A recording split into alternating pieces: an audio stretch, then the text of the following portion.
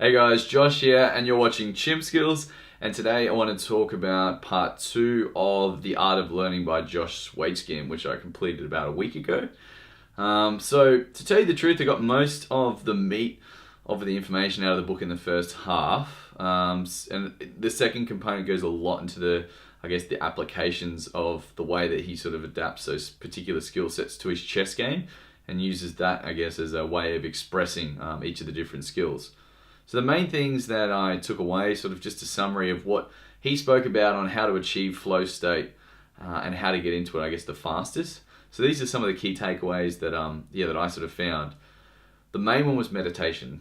He definitely advocates meditation. If you remember that soft focus of where the mind is quite adaptable and is willing to sort of go to different arenas and let go of that control. That's a pinnacle component of that soft focus and staying present in the moment.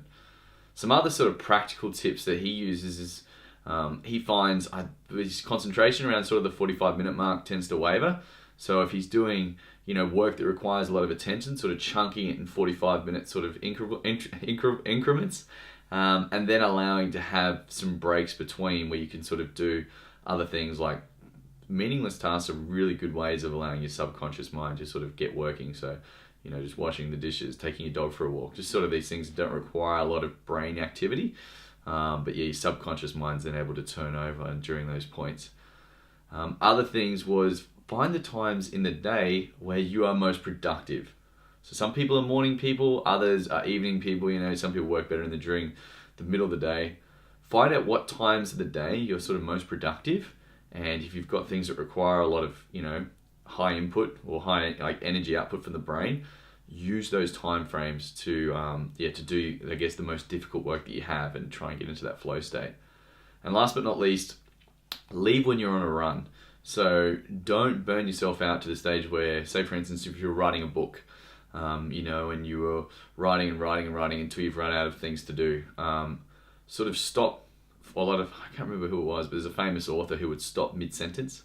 So it's kind of like the creativity gets sort of put on hold, and when you go back to it, there's not a component that's completed where you have to start again. It's like you're continuing on from where you left off.